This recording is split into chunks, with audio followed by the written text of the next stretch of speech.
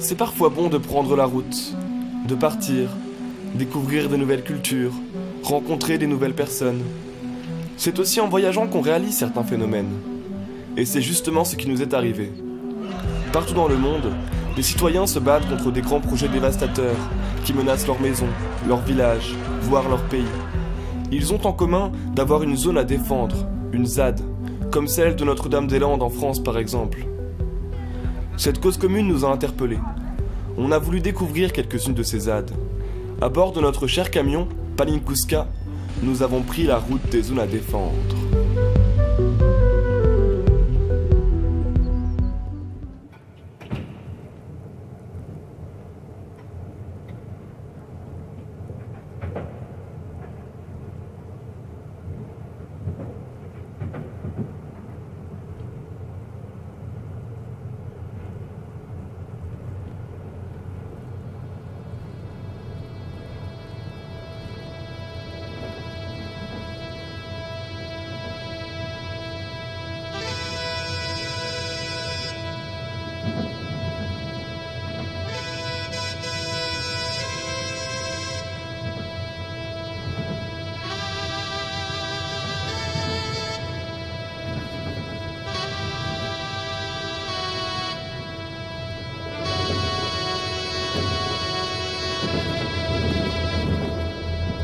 La Roumanie est déjà derrière nous et nous traversons l'Europe. Direction le Val de Suse, en Italie. Une vallée au pied des Alpes, à quelques kilomètres de la frontière française. C'est aussi une terre de résistance, d'une lutte acharnée contre la future ligne de train à grande vitesse qui reliera Lyon à Turin. Cela fait plus de 20 ans que les gouvernements européens préparent le projet. Aujourd'hui, de nombreux experts le considèrent comme étant inutile. De quoi parle-t-on ? Le Val de Suse doit héberger le chantier du plus grand tunnel d'Europe, 57 km de long à travers les massifs alpins. Les habitants ont beau s'opposer fermement au projet, ils n'ont pas réussi à empêcher les premiers forages. Leur détermination fait face à une violente répression. Dès notre arrivée, les militants nous emmènent directement au chantier du tunnel, sur la commune de Chiomonte. Ici, en 2025, le train circulera sous la montagne. Ces nouveaux rails entre Lyon et Turin permettront de transporter les voyageurs et les marchandises plus rapidement.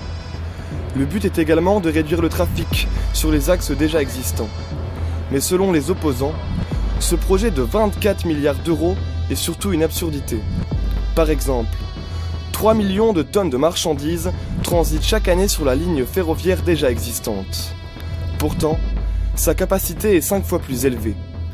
Au final, le chantier est surtout en train de dévaster durablement les paysages du Val de Suse. Io vi chiedo di fare attenzione oggi a quanti camion passano sull'autostrada, perché è molto importante che vi facciate un'idea, no?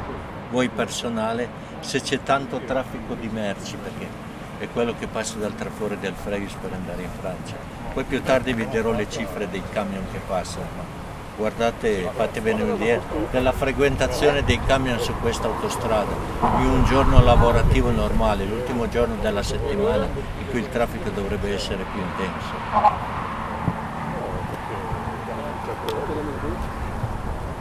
Guarda che ricchezza di vita. Guarda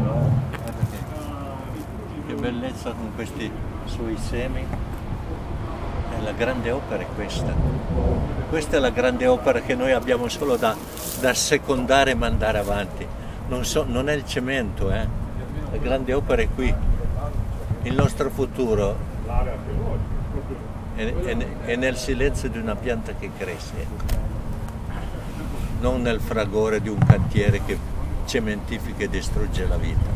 Paolo marche dans cette forêt tous les jours. Il la connaît comme sa poche. Tout comme il connaît très bien le Val de Suse qu'il a vu grandir. Agir dans le mouvement Notave, c'est pour lui une évidence. Notave, c'est No Treno ad Alta Velocità, ce qui signifie en français non au TGV. Ce mouvement est né presque en même temps que le projet auquel il s'oppose. Paolo ne le quittera sûrement jamais. Perché ci siamo fermati qua? Perché qui è un posto molto significativo. Per quel che abbiamo da questa parte e per quel che abbiamo di qua sulla nostra destra. Cioè, trovo difficoltà a esprimere, però quando guardo di qua io trovo che è bello, trovo che c'è armonia, anche se in questo momento sono disturbato dal rumore, però mi piace, è bello per i colori, per il modo in cui è fatto, per l'armonia che c'è fra i diversi piani che vanno su. E poi penso al lavoro che c'è stato per fare questa cosa, come ogni pietra è stata tratta fuori dal terreno, guardata, osservata, messa in un certo posto, non a caso, ma perché lì era il posto adatto. E mi chiedo, ma perché facevano questo? Ecco il campo della memoria. Ciò che loro viene presentato come modernità, come il non plus ultra del progresso eccetera, è un canto alla morte, perché è un problema non risolto, è un problema lasciato ad altri. Pensate alla diversità del modo di pensare, ecco perché campo della memoria, perché se noi non coltiviamo la memoria ci sbricioliamo. Pensate cosa che tiene unita una comunità, anche le vostre comunità, io non so da dove venite. È una memoria del passato comune, è una speranza di futuro. I due elementi che tengono assieme le persone sono questi. Pourquoi Paolo parle-t-il de destruction de mémoire? Peut-être parce que le chantier se trouve exactement sur l'emplacement d'un site archéologique vieux de plusieurs milliers d'années, qu'il a causé la destruction d'une nécropole historique, la fermeture d'un musée et de d'autres installations touristiques. Ne restent aujourd'hui que machines et barbelés.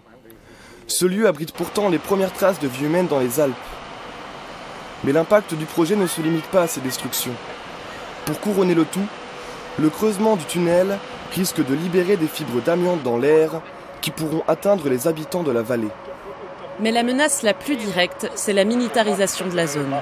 Ensemble, l'armée et la police surveillent le chantier et ses alentours. Les contrôles sont quotidiens et les manifestations violemment réprimées. Nous aussi, nous avons dû montrer nos passeports aux militaires. Veramente vuol dire che ci sono 20 operai a lavorare in questo cantiere. Su 3 turni sono 60 operai al giorno, se lavorassero 3 turni. Il turno di notte quasi non esiste perché sono venuto parecchie volte e ci sono 4-5 auto, quindi sono 5-6 persone di notte al massimo. Quindi 20 persone, no, su 3 turni sarebbero 60 persone. E per 60 persone ci sono più di 200 poliziotti tra polizia, carabinieri e militari. Com'è possibile pensare a un sistema così? È folle. Abbiamo uno Stato che fa la guerra ai suoi cittadini, ma fa veramente la guerra.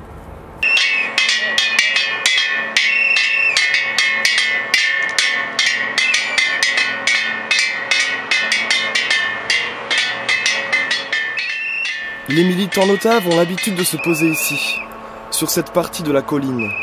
D'en haut, ils peuvent surveiller le chantier, et ils prouvent qu'ils sont là, présents, que l'opposition est toujours vivante. Le terrain sur lequel ils se trouvent, c'est le leur. Ils l'ont acheté symboliquement, pour prouver que les entreprises de BTP, que l'État, ne possèdent pas encore totalement les lieux.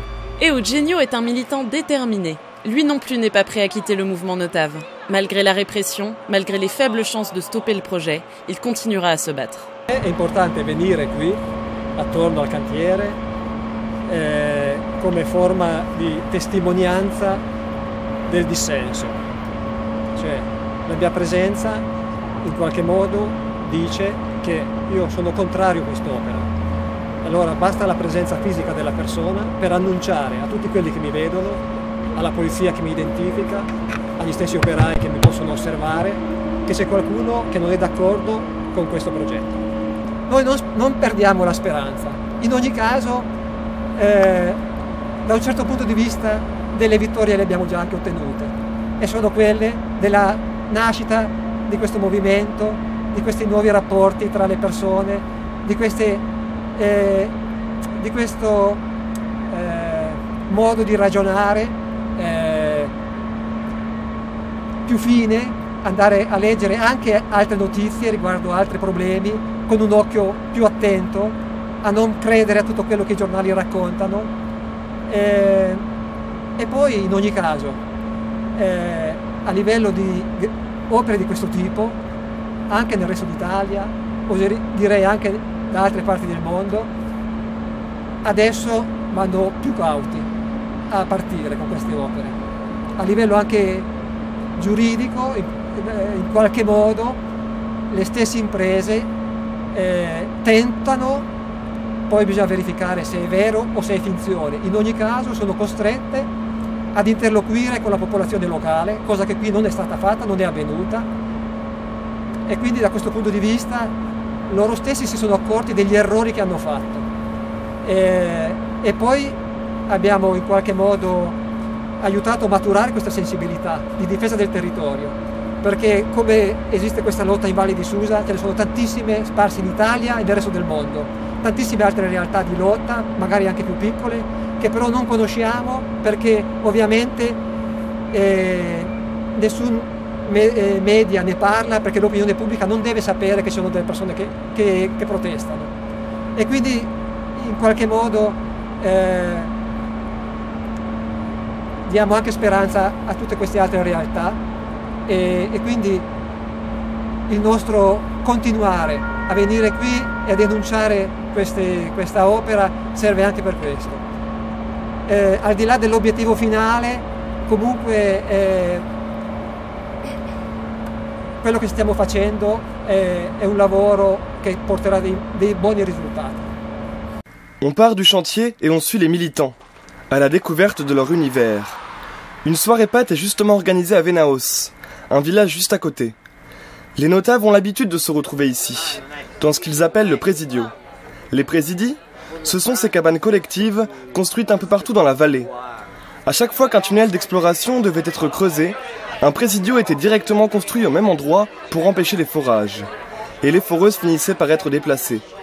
En d'autres termes, occuper de façon permanente un présidio, y faire la fête, y préparer des pizzas, c'est déjà résister. Venaos est le plus grand des présidios de la vallée. C'est un peu le quartier général. Ici, les gens se rassemblent, s'informent, préparent les actions à venir. C'est également un lieu d'hébergement pour les militants étrangers ou les sympathisants à la cause. L'atmosphère est chaleureuse ce soir, on se sent plutôt bien à Venaos. Mais les notables ont aussi vécu des périodes difficiles ici, surtout en 2005, quand le présidio venait tout juste d'être construit et qu'il se trouvait réellement sur les lieux du forage. Depuis, le chantier a été déplacé à Chiomonte, où nous étions tout à l'heure. La résistance sur Venaos a permis de retarder les travaux, mais les militants ont aussi dû subir les attaques de la police. Gigi se souvient très bien de cette nuit du 6 décembre 2005. I primi 10 anni sono stati anni di informazione e di documentazione. Poi quando hanno incominciato a fare, diciamo così, a tentare di fare i sondaggi, sono nati i presidi. Tu hai visitato quello di Borgone, quello di Susa, quello di Bruzzolo se l'hanno incendiato, quello di Vaia se l'hanno incendiato e l'abbiamo ricostruito, quello di Borgone che hai visto è già la ricostruzione. Nel 2010 con degli attentati mafiosi hanno raso il suolo, bruciato questi presidi. Io poi ti lascio quel promemoria dove elenco tutte le aggressioni che abbiamo subito. Ci sono stati tanti dei nostri compagni e compagne che sono stati brutalmente aggrediti perché difendevano soltanto la nostra terra. L'episodio più grave è stata la notte del 6 dicembre del 2005, quando sono arrivati dei reparti speciali mascherati e probabilmente sotto effetto di sostanze, perché hanno picchiato senza senso, e addirittura il vicequestore Sanna, che comandava l'operazione a bordo di un Caterpillar, aveva incitato i suoi uomini a schiacciarci. E quindi c'è stata una violenza che ha, diciamo, illuminato la valle e l'ha svegliata anche dal torpore, perché la Valle di Susa è una valle di persone laboriose e tranquille, che però stanno perdendo la calma, perché hanno visto questa aggressione. Però non è che abbiamo perso totalmente la calma, perché i nostri metodi di lotta sono metodi determinati e pacifici, che portano in piazza migliaia e migliaia di persone. Ad esempio il 16 novembre del 2005 ci fu una manifestazione da Bussoleno, dove siamo adesso, a Susa, a piedi, sono 8 chilometri, 80.000 persone, sciopero generale di valle. E poi ci sono sempre state marce o da Susa a Bussoleno, o da Susa a Venaus, o da Zaglione a Chiomonte, o da Chiomonte a Zaglione. Noi facciamo marce 4-5 volte l'anno di quelle dimensioni lì. Quindi c'è una volontà popolare precisa di difendere la terra. La nostra è una lotta di resistenza che va avanti da 20 anni. Quello che ha cambiato questa lotta è stata l'aggressione che abbiamo subito. E adesso l'occupazione militare, che ormai è 3 anni che va avanti, e un'altra cosa che io ho messo nel mio programma per l'Europa è l'abolizione dei gas, la messa al bando dei gas CS, che sono dei gas cancerogeni e mutageni, che provocano il cancro e che sono stati impiegati qui nella nostra valle come se lo Stato italiano avesse dichiarato guerra alla Valle di Susa. Et c'est dans cette guerre que les militants notables se sont soudés, que la solidarité est devenue une arme pour contrer la répression.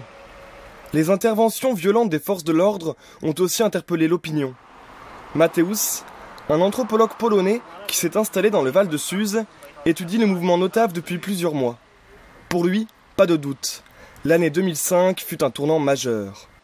When the police cracked down violently, using tear gas, using truncheons against non-violent protesters, when they beat old people, when they beat literally women and children, that's what really makes people angry.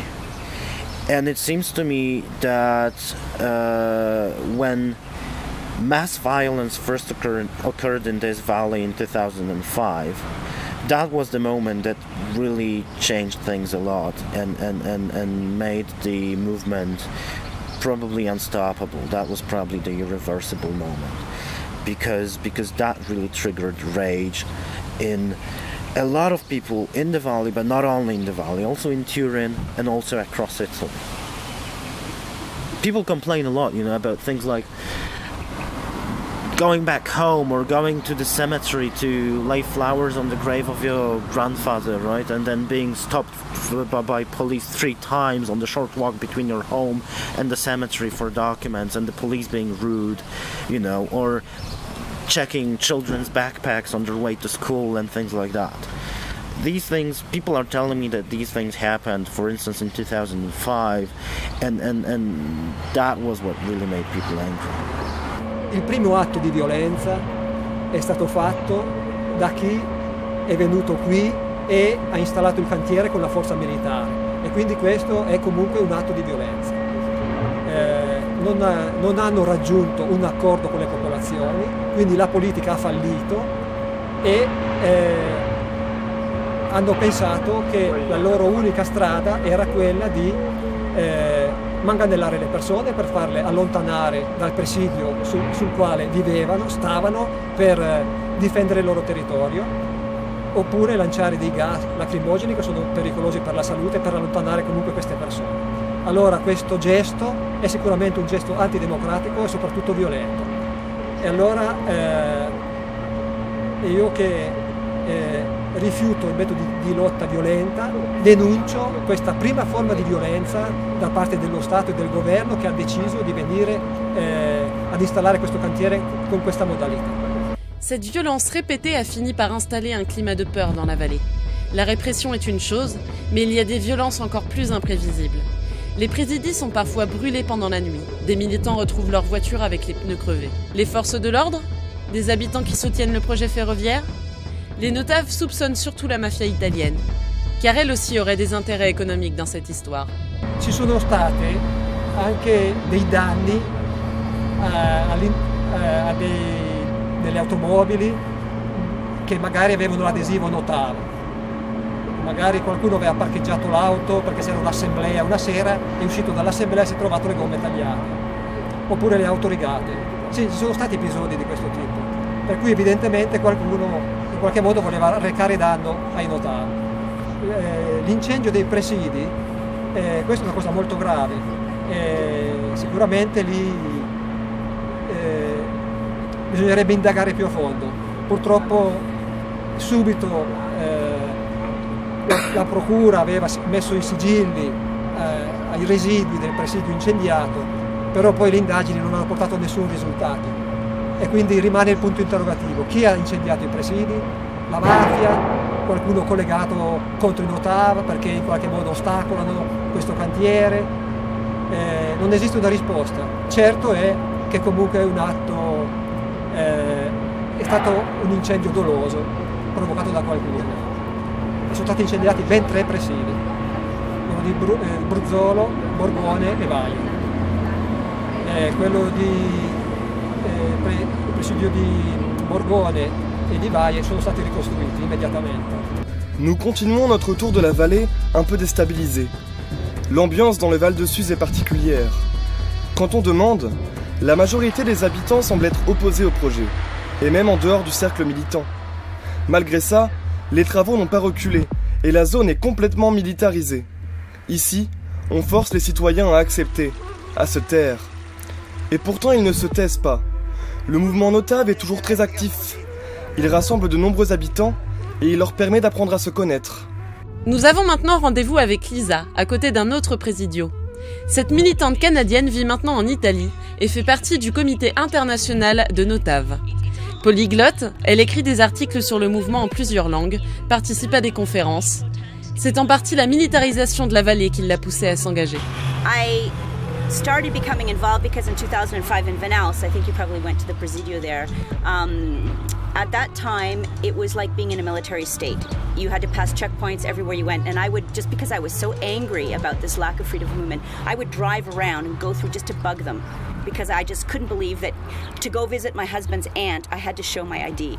And in certain places I couldn't go because I wasn't a resident of that place. So I mean, it was insane. It was a total renunciation of democracy in this area. So my first involvement was more to do with democracy rather than to do with the project. Then I learned about the actual project, and so I not only was infuriated about the lack of democracy, but also about the nature of the project. À travers le récit de Lisa, nous retrouvons ce double aspect qui habite le mouvement Notav.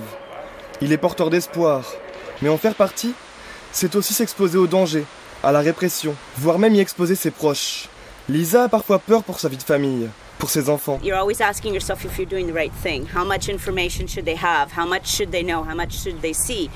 Because unlike other places, unfortunately here the level of violence has been quite high. And so it's not just, you know, police saying you can't go, it's police hitting, it's police shooting tear gas, it's police with water cannons. So it's a bit different. So my children are growing up with a kind of different vision of authority than I had, for example, growing up in the city of Toronto in Canada, where I said hi to the postman and I said hi to the policeman, anybody in a uniform. I grew up with a different vision of authority. They're growing up with lots of questions to do with authority, which is probably not a bad thing. But we all have to work as parents on trying to balance the questioning with the legality, with the peacefulness and nonviolence. So it's a struggle. It's a struggle. And I think as they get older, it becomes more difficult. Because when you're an adolescent and you're seeing what's happening and you get angry, maybe you respond in a way that is a little bit more aggressive than a 6-year-old or a 9-year-old like I have right now. It's an interesting thing for us as parents to try to understand how to deal with it, to educate them in a way that's positive and making them critical thinkers. When you see hundreds of police coming towards you and you're like, 100 people, it's scary, very scary. More, I think, apart from the violence, it's also the judicial violence that's taking place here. Because, for example, I mentioned that I went on a peace mission as a Notav to Palestine. And then we brought a non-violent activist very well known here, and some musicians and dancers from Gaza came. Everything has always been transparent and non-violent. Well, in the period when they were arresting people for terrorism, there was an article in La Stampa about Notav activists who were anti-Semitic, right-wing, violent, going to Palestine, funded by Hamas. And I thought, they're talking about me, which has nothing to do with what I had. And this got me really scared because, and anybody who knew me and my husband said, oh, they're talking about you guys. But of course the journalism is lousy because they don't give any facts or any sources or any numbers or names. And so what I did was what I always do. I wrote an editorial in English and I wrote it in Italian. I wrote it to the editor of the Stampa. I wrote it so that it went all over the place online. And 4 days later there was another article in the paper after they received my editorial with pieces of my letter in it. So only because I was very vigilant, I kind of defended myself with my own words. But anybody who was reading that information would think that that's what's happening here. So I was worried at that point that my house might be, my computer might be taken away or something like that. Yeah, I was worried about that. De nouveau, nous revoici tout près du chantier, mais sur un autre village, a Giaglione. Après nous avoir invités chez elle, Monica nous emmène voir un nouveau presidio. Il n'en reste malheureusement plus grand-chose. Noi ci troviamo qua a Giaglione, nei pressi del campo sportivo, su quello che è stato il presidio Notav per un periodo di circa un anno.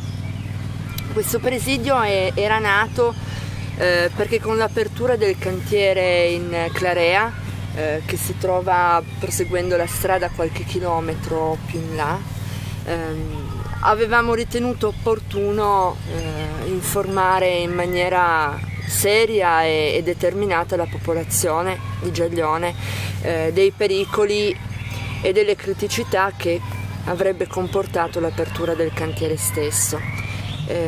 Qui in paese non c'è un luogo pubblico per l'aggregazione dei cittadini e quindi come comitato ci eravamo dati un po' questo obiettivo, per cui abbiamo chiesto questo terreno incomodato d'uso ad una signora, anzi a due signori che molto volentieri ci hanno lasciato il terreno per costruire questa piattaforma sulla quale abbiamo messo una casetta in legno prefabbricata.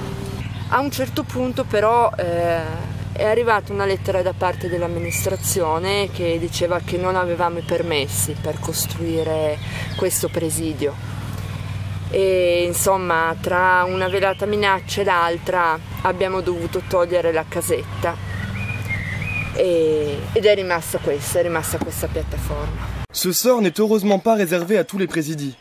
D'autres tiennent debout et sont même rénovés. Les municipalités opposées au projet du TAV les autorisent. Una buona amministrazione Notav deve incoraggiare i cittadini a capire, a crescere, a comprendere cosa succede. Diverse amministrazioni hanno capito che il presidio Notav è un luogo importante per la cittadinanza e hanno fatto in modo di rilasciare un consenso, una sorta di permesso perché il presidio potesse esistere anche senza un permesso ufficiale del comune. Allora vuol dire che i cittadini, l'amministrazione, i comitati Notav lavorano tutti quanti assieme per un unico fine, che è quello di fermare il cantiere. Les mairies Notav sont tout de même de moins en moins nombreuses. La pression politique est forte. Les élus sont forcés ou se font convaincre de s'éloigner du mouvement. Tout est fait pour protéger la construction du tunnel. Une institution locale, nommée l'Observatoire, a même été créée pour aménager le projet et proposer des compensations. Face à cette réalité, en 2014, Monica a décidé de se présenter aux élections municipales. È stata una scelta difficile e molto pesata, non si fa a cuor leggero. Io arrivo da un percorso di militanza, no? In cui i miei compagni sono le persone che come me si sono sempre opposte in prima persona fisicamente alla costruzione dell'opera. Già prima del 2005, organizzando altri presidi, manifestazioni, volantinaggio, facendosi vedere. Purtroppo me ne rammarico molto, non siamo riusciti a evitare l'apertura del cantiere. abbiamo fatto di tutto ma non ci siamo riusciti. E questo fa molto male al cuore. Abbiamo deciso così che era importante capire che cosa stava succedendo all'interno delle amministrazioni, senza entrare a far parte dell'osservatorio, ma capire a questo punto i documenti che arrivano in comune, le centraline per il monitoraggio dell'aria che l'ETF monta sul territorio, i dati sull'acqua, sulle sorgenti, che non sono resi pubblici, soprattutto in questo paese, che è il primo a essere coinvolto dalla costruzione del cantiere. E questo mi ha spinto me e i miei compagni del comitato a diventare una lista civica e a candidarci per le amministrative di quest'anno. Non siamo mai riusciti ad ottenere dati certi e nei momenti giusti da parte dell'amministrazione, così non si può combattere quest'opera, non si può pensare di fermarla. Con quello che abbiamo capito di questi 20 anni bisogna lavorare tutti assieme, bisogna che le amministrazioni, i cittadini e i compagni di lotta lavorino tutti assieme, e adesso noi facciamo questo pezzo di storia qua. Entriamo all'interno dell'amministrazione di Giaglione come opposizione perché non abbiamo vinto e iniziamo a capire che cosa succede, iniziamo a capire se l'ETF dà davvero tutti i dati ai comuni oppure no, sul rilevamento delle polveri, sull'acqua, se prende accordi in qualche maniera con le amministrazioni. Vogliamo capire bene. C'est grâce aux interconnexions que Notave reste un mouvement fort. Il rassemble plein de gens différents, qui ne sont pas forcément du même milieu social. On y trouve des retraités, des jeunes, avocats, artisans, commerçants, et encore quelques élus. Ils se sont tous soudés pour défendre le Val de Suse. Ils dénoncent également la corruption, qui accompagne le projet pharaonique de la ligne Lyon-Turin, les pressions politiques, les conflits d'intérêts, l'implication de la mafia. Notave, c'est aussi une lutte pour un nouveau modèle de société. I'm a Canadian, right? So right now, economically, the situation here is pretty bad. The political situation has been unstable for many years. And people are constantly asking me, why are you still here? Why don't you go to Canada where you know you can find work easily and be fine? And my answer really has been, and I wrote an editorial about this, I see this movement as a movement of hope for all of Italy. Because what happens here is something that I see is hopeful for the rest of Italy because of the type of democracy, the type of participation, that it's grassroots, that it really is heterogeneous and horizontal. So what's happening here is like a live laboratory for a cultural renaissance and socio-economic renaissance. And I'm curious to see what happens. So that's given me hope for this country, but I've also learned a lot. I've learned a lot. I've met a lot of people from everywhere. I've learned to work together. I've always been somebody who works with people, but you see when you're doing fundraising, for example, when they had to pay for the legal fees, the mayor and the vice mayor and Alberto Perino. Well, I didn't even know the mayor of San Didero, but we organized in our little town, Polentata, to raise funds, and we ended up raising, I think, 3,000 euros and 60 people. I mean, it was incredible.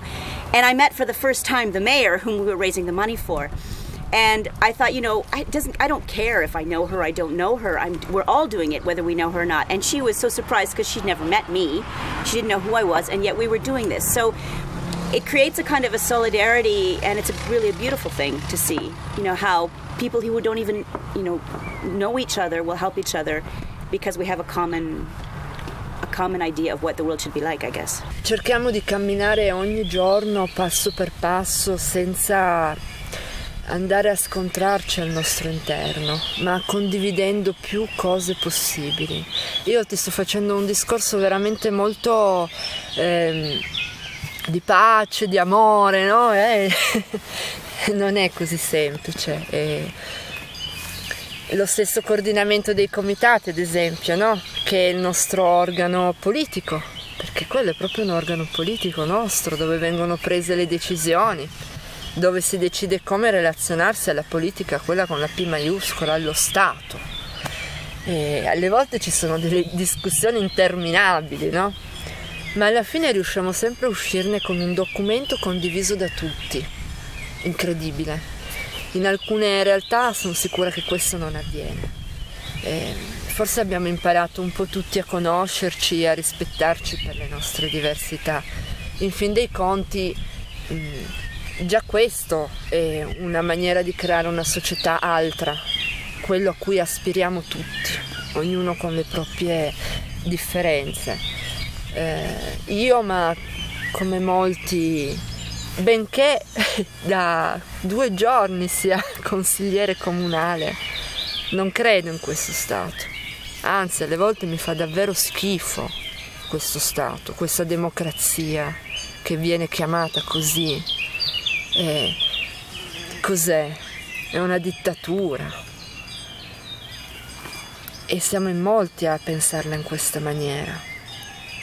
Questo è forse la base che ci unisce. Come poi volere una società altra, diversa? Beh, sicuramente ci sono idee differenti, però almeno partiamo da una base comune, che questa roba qua ci fa schifo, che non è proprio quella che vogliamo. E forse anche questo nostro opporci all'alta velocità è una maniera per dirglielo. Noi vogliamo essere rispettati in primis, come esseri umani, donne, uomini, con le nostre diversità, con l'amore e il rispetto che abbiamo per il territorio in cui viviamo, per qualunque territorio che viviamo. E siamo stanchi di sfruttarla questa terra, noi vogliamo viverci in armonia. Non vuol dire non accettare il progresso questo, ma vuol dire sicuramente non accettare questo tipo di progresso. La politica ci impone invece questa roba qui, lo Stato, l'istituzione. E noi non possiamo dire no a priori, dobbiamo dire no, ma avere qualcos'altro da proporre, se no che opposizione è la nostra? Così, solo per un ideale. Gli ideali, se non hanno una sostanza, una base, non vanno da nessuna parte.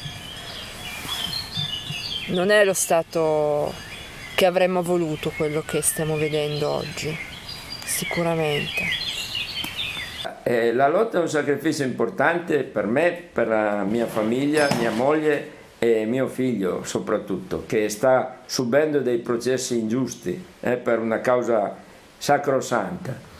Però ti dico che nessuno di noi ormai rinuncerebbe a vivere così, in maniera solidale con gli altri nostri compagni di lotta. Nessuno di noi è disposto a tradire questo impegno, perché sappiamo che non è una lotta di piccola portata o semplicemente locale, ha ormai un respiro universale.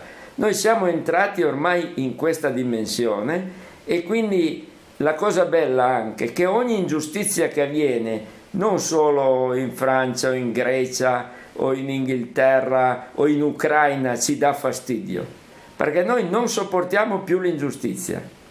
E quindi nessun governo ci può convincere se non fa le cose bene. Che sia un governo italiano, che sia un governo europeo, che sia anche l'ONU, se noi non difendiamo la dignità umana dovunque, non siamo uomini. Mazzini diceva che la patria è la casa dell'uomo, non dello schiavo. Allora noi non siamo e non vogliamo essere schiavi. Quindi nessuno può decidere sulla nostra testa. The movement became much more than a movement for the protection of the environment in a valley.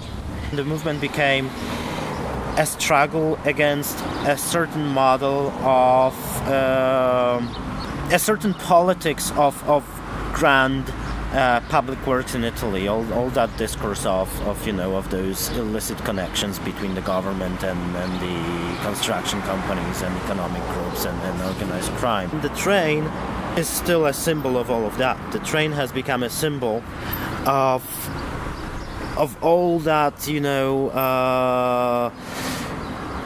of all that corruption that people see. That's actually fascinating that, this movement has made people who would have probably never thought of these things before, you know, like retired villagers basically think of ideas for an alternative model of an economy, you know, beyond the standard ways of imagining a capitalist economy. You should probably talk to people who have been launching sustainable agriculture here in the valley, for instance, you know, based on local production and local distribution of agricultural products, but not only agriculture. That's just an example, you know. Initially, this movement used to be accused of being one of the, you know, of being a NIMBY movement, not in my backyard, you know, of being excessively localistic and egoistic. And then the activists have sought, you know, needed to respond to that somehow. And the response has been very creative because they actually made sure that this movement is concerned about not just, you know, protesting the construction of this new railway connection, but actually making positive proposals, developing new imaginations of how social and also economic and political life might be organized. Nous sommes samedi, journée idéale pour une manifestation. De nombreux Italiens sont venus pour protester devant le chantier du tunnel. Ils dénoncent les violences policières et les emprisonnements de nombreux camarades. Que ce soit à Chiomonte ou à Turin, les actions notaves sont souvent durement réprimées. Des manifestants sont roués de coups, emmenés au poste et parfois condamnés à des peines de prison. En réponse à cet acharnement de l'État contre le mouvement, les modes d'action des opposants notaves varient. At Kianoko, where the highway was blocked, and there were a few young people who were picking up rocks. Other people were screaming, "Put those rocks down. Don't do it." I mean, in a group of 1,000 people, yeah, there may be people who do something violent, maybe. Maybe they get heated, I don't know. But I would say that the majority of people are not like that. And the message instead that is sent is as if we're all like that, and the minority is non-violent. I mean, the images that you see, because even the politicians will say, oh, it's just a minority of violent people, but then that's all they talk about. So in the end, what comes is the message that we're all violent. The perception among Notav activists, at least if I'm getting it right, is that the police and the prosecutors and the carabinieri and also the government and the companies in charge of the project have broken the law at a number of occasions. And it's not only about police violence, it's also about certain pieces of infrastructure inside the construction site in Chiomonte, which, according to the Notav activists, have been built illegally, and then there's cases of contested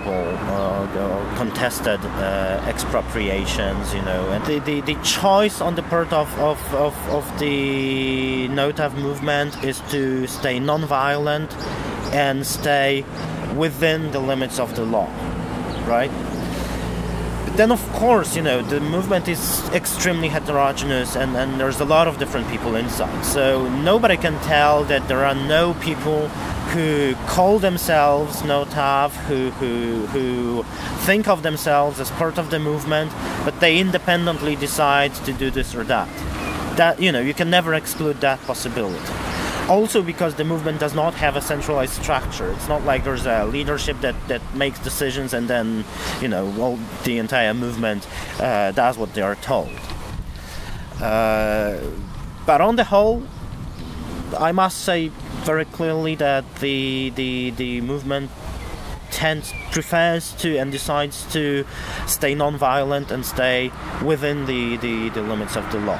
Les chiffres de Mateusz se retrouvent facilement. Ce sont bien 1000 procès qui ont été intentés contre des militants notaves, et seulement une minorité a dépassé les limites de la loi. Et au final, qui dépasse le plus ces limites? L'État ou les militants? Au moment où nous étions en Italie, 4 jeunes étaient jugés pour infiltration sur le site du chantier et destruction d'un groupe électrogène. Pour ces actes, ils étaient accusés de terrorisme, et ils risquaient plus de 20 ans de prison. Grâce à une campagne de mobilisation, l'accusation a finalement été retirée, et la peine réduite à une assignation à résidence pendant plusieurs années. Nous sommes sur la route de Turin, songeurs. Il y a quelque chose que nous n'avons pas compris. Comment l'État peut accuser de simples saboteurs de terrorisme? Est-ce que la loi le permet? Comment ces procès sont-ils montés? Et pourquoi cet acharnement judiciaire contre les notaves? Pour avoir des réponses, nous nous rendons dans le cabinet d'une avocate. Plusieurs avocats défendent la cause des notaves. Ils cherchent à engager des poursuites contre le chantier ou essaient d'annuler les amendes. Valentina Coletta, elle, est spécialisée dans la défense des militants notaves, dans les procès intentés aux personnes. Et elle le fait par choix. Pour elle, la répression contre ce mouvement est excessive et les accusations exagérées. Nei confronti degli illeciti o presunti illeciti che vengono addebitati ai militanti del movimento Notav si procede in maniera rapidissima, si arriva a processo in maniera rapidissima e si arriva a condanna in maniera esemplare ed estremamente rapida, con condanne pesanti, per reati che per lo più non destano un particolare allarme sociale, molto spesso sono reati bagatellari, cioè reati che hanno una scarsa rilevanza, come recarsi nei pressi del cantiere. C'è una zona rossa intorno al cantiere, un'ordinanza prefettizia ha detto che non ci si può avvicinare intorno al cantiere.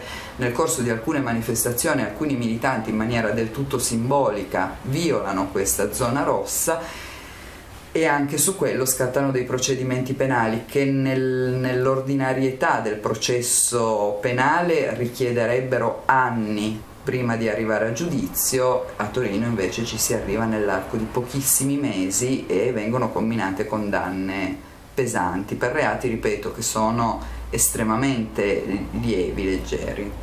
Diversamente, nei confronti di tutti i reati commessi contro i manifestanti Notav da parte delle forze dell'ordine non abbiamo ancora avuto nessun esito, e questo ormai da anni. Abbiamo sporto numerosissime querele nei confronti delle forze dell'ordine. In Italia, a differenza che in molti altri paesi, le forze dell'ordine non sono riconoscibili. Gli agenti delle forze dell'ordine non hanno un numero identificativo. In Val Susa, come a Torino, come nel resto d'Italia, nella repressione dei movimenti agiscono in tenuta antisommossa, quindi non sono riconoscibili. Quindi quando commettono delle violazioni noi non possiamo far altro che denunciare genericamente le forze dell'ordine e quindi sporgiamo delle querele contro ignoti. Ce ne sono numerosissime anche soltanto per i fatti relativi alla Val Susa o a Torino, quando a Torino si sono svolte manifestazioni Notav.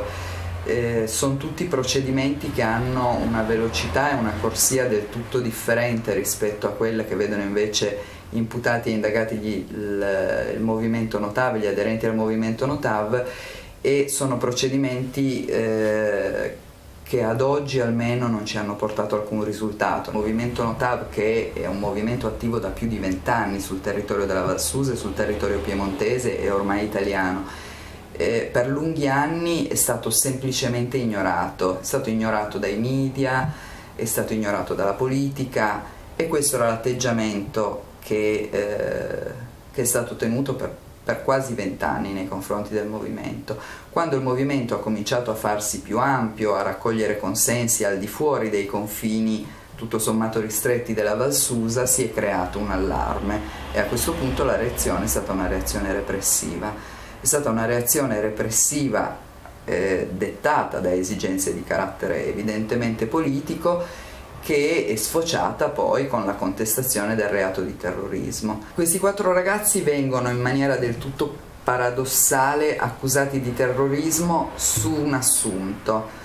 L'assunto è questo: il movimento Notav si oppone alla realizzazione della tratta Torino-Lione dell'alta velocità, alta capacità, e pone in essere tutta una serie di azioni di disturbo. Queste azioni di disturbo, che vengono elencate in maniera particolarmente, credo, anche significativa nell'ordinanza che ha applicato la custodia cautelare in carcere a questi 4 ragazzi, ricomprendono tutta una serie di episodi di contestazione che peraltro non necessariamente, o comunque non in maniera chiara, sono addebitabili al movimento Notav. Ci sono lettere minatorie che non sono proprie del movimento Notav, perché il movimento Notav ha sempre agito in maniera molto chiara, molto plateale, senza mai nascondersi, insomma. Quindi ci sono stati episodi quali lettere minatorie o contestazioni ad esponenti politici che vengono automaticamente addebitate al movimento Notav. Nell'ambito di questo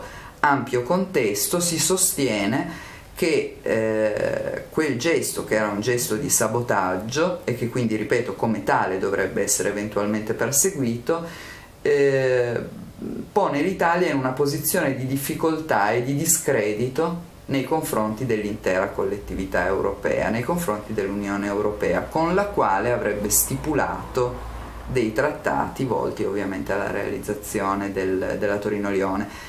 Questa è la ragione per cui viene contestato il reato di terrorismo, ed è un fatto gravissimo che pone le sue basi su due questioni. Il primo, che in Italia il reato di terrorismo è un reato aperto, cioè non vengono, dal 2005 in avanti, non vengono identificati quali sono i comportamenti che possono costituire il reato di terrorismo.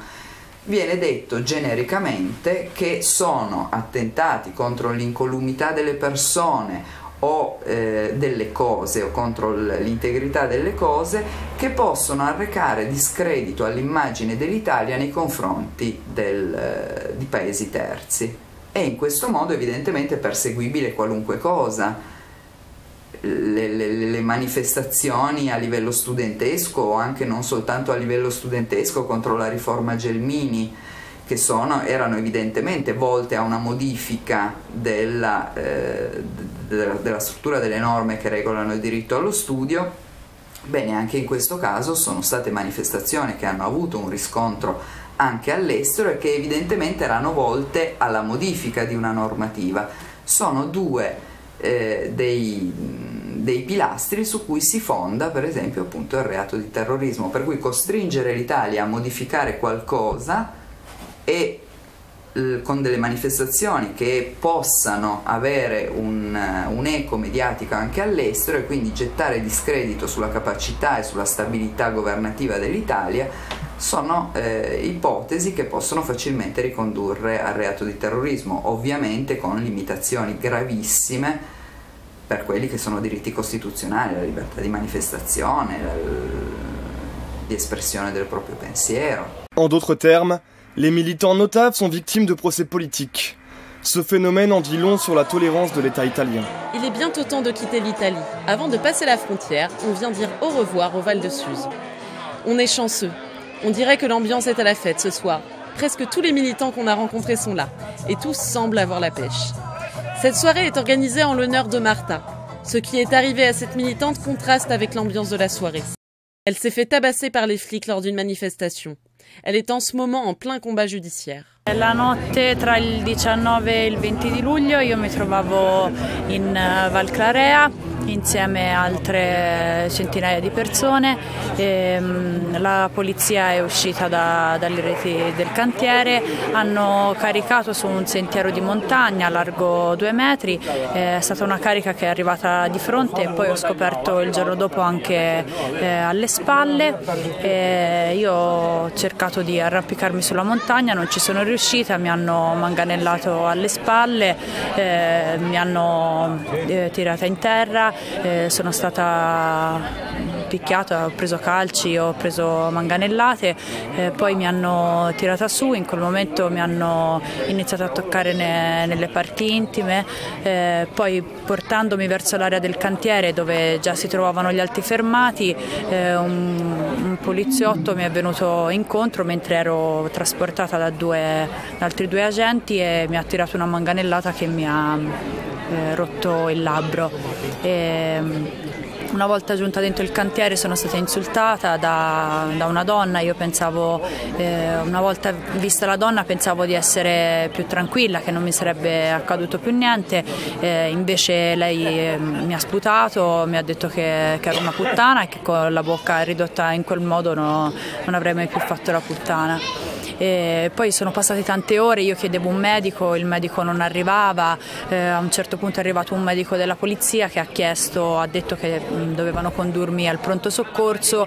Io di fatto sono arrivata al pronto soccorso alle 6 del mattino, quindi dopo 5 ore da quando mi era stato procurato questa lesione al labbro. Vengono fatte tutte le pratiche quindi mi hanno preso le impronte digitali, mi hanno fatto le foto segnaletiche e scopro poi che vengo rilasciata mentre tutti gli altri fermati insieme a me quella notte, eravamo in 9, un ragazzo minorenne è stato lasciato subito e io vengo rilasciata la mattina alle 8, gli altri 7 invece vengono condotti in carcere in stato di arresto. Mi rilasciano, non so i motivi precisi per cui mi rilasciano, immagino perché le condizioni mie di salute da presentare davanti a un GIP, che è il giudice per le indagini preliminari, non fossero le migliori per presentarmi davanti ad un GIP. Questo è quello che è successo quella notte. Dovrebbero soltanto decidere di non fare intervenire la forza pubblica e ascoltare quelle che sono le ragioni delle persone, perché soprattutto qua in Val di Susa i Notav hanno ragione, la loro terra la stanno devastando per un'opera inutile e soltanto perché ci sono degli interessi economici dietro, quindi penso che sarebbe possibile evitarle le violenze se i politici e chi comanda, chi detiene il potere decide di dialogare con i Notav invece di usare i manganelli. Quello che è successo a me, che io sappia, qui in Val di Susa è successo soltanto a me, non ci sono altre donne che hanno denunciato fatti del genere. Sicuramente ci sono altre persone qui in Val di Susa che sono state picchiate senza motivo, arrestate senza motivo, quindi sono finite in tribunale, alcune sono state condannate, giusto ieri sono stati condannati altre 2 o 3 persone, quindi sì. Spesso i reparti mobili della polizia picchiano sopra le righe, nel senso che è eccessiva la reazione che hanno rispetto alla manifestazione che si trovano davanti. Ho paura, sì, se vedo i poliziotti in divisa antisommossa ho paura. Direi una bugia se dicessi che non è così. Mi fanno paura, questo non mi ferma, però continuo a tornare qua e continuo a essere contro quest'opera e continuo a lottare per i diritti dei più deboli. Non sarà con la repressione che cambieranno le mie idee, ecco.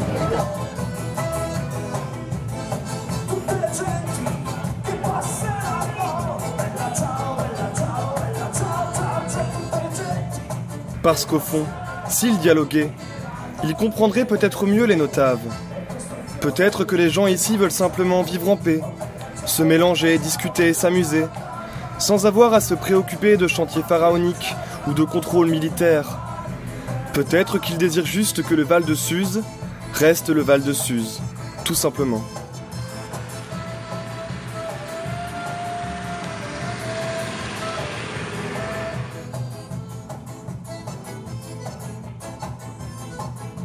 L'Italie est déjà loin derrière la montagne et nous sommes rentrés.